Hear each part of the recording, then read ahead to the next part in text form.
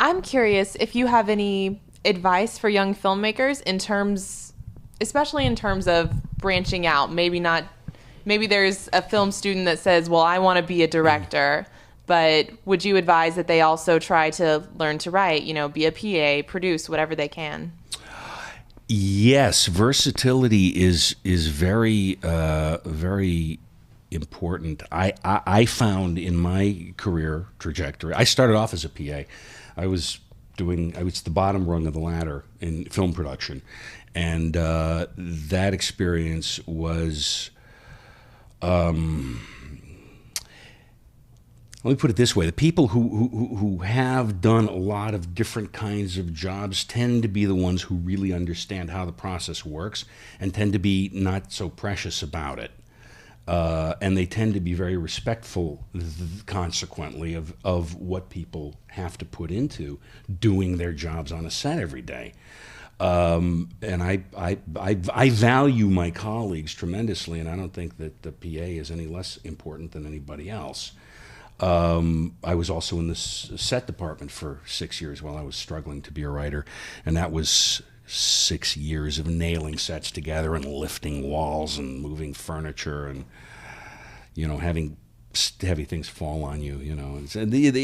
It's good. It builds character, but you also get a tremendous understanding of what everybody's job is. And I don't think that I ever had any wasted effort. I don't think any of that kind of effort is wasted. I think everything is a learning experience. If you choose to make it so, if you're going to be, lazy and not pay attention, and you're going to be off, on the back of the truck snoozing when you have the moment you could be learning something, then you're not making the most of those opportunities. For me, set dressing particularly was like film school.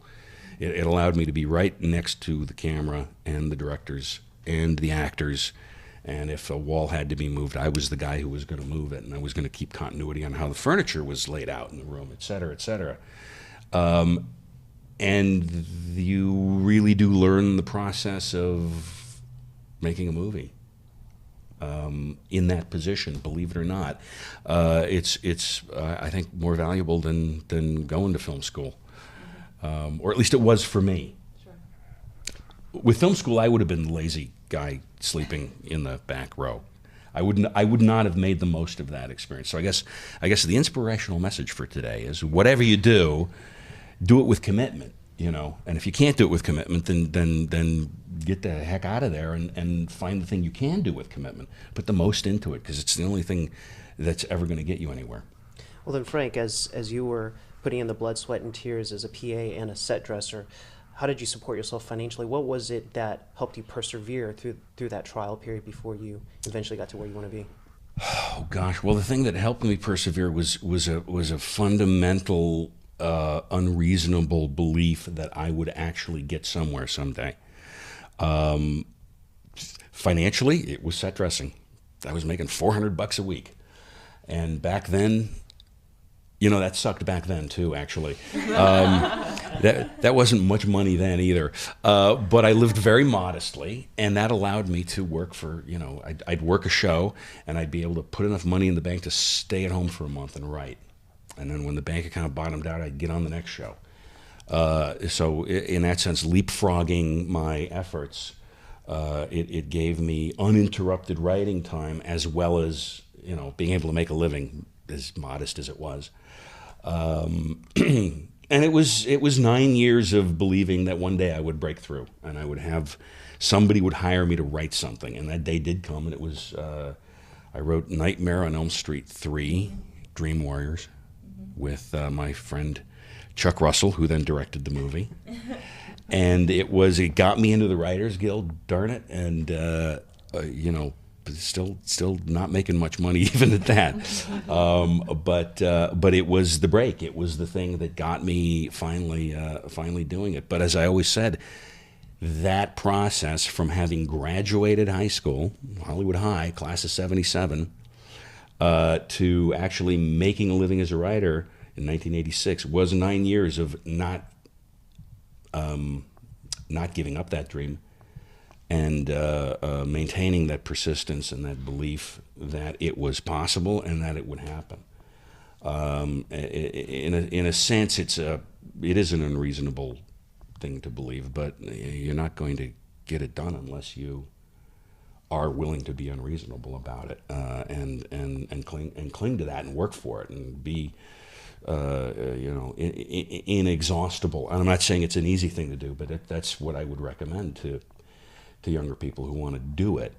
Get in on any level and then do it the best you can and make the most of those opportunities. And if what you want to do is right, if you want to, or what you want to do is direct, keep working toward that goal.